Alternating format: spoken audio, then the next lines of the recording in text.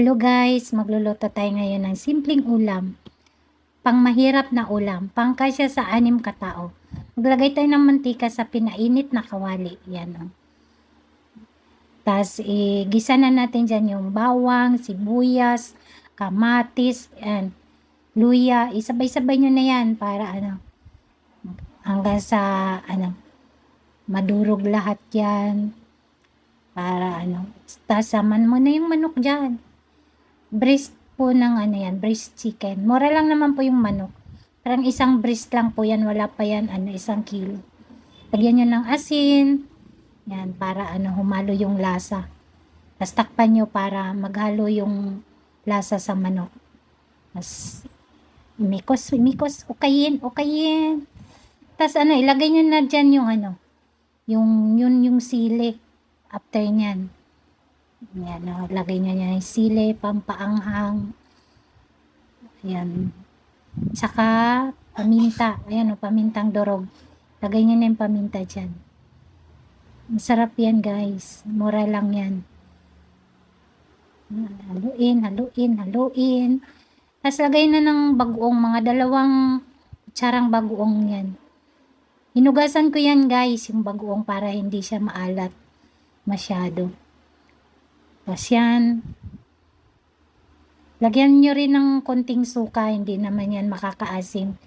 Para pampawala lang yan ng lansa. Tsaka 1 kutsarang asukal. Pampabalansi lang yan sa lasa din. Tapos yan. Ilagay mo na din yung yung gulay. Sitaw yan guys. Tinanggalan ko ng ng buto.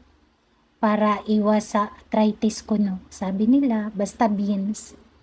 Yan, tas takpan nyo lang yan sandali para masama yung lasa dyan. Tas lagyan nyo na rin yan ngayon ng tubig.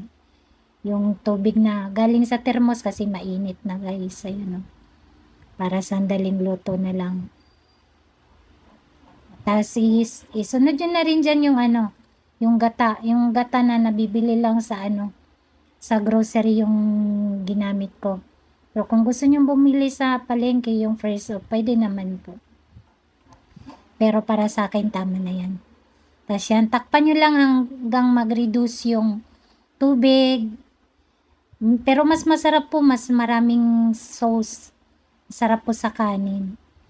Yan dyan. Yan po, nag-reduce na po yung tsaka luto na po yan. Hanguin nyo na. Tapos, hugasan nyo na. Ang sarap niyan guys, hugasan nyo na yung mga ginamit nyo dyan.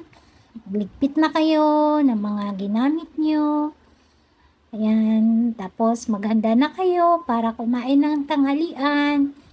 Ayan. Tapos, lang po ay ang kanin namin, ang ulam. At meron po akong panghimagas yan, bread pudding po yan. Yung parang leche plan po yan, yung loaf bread na malapit na ma-expired.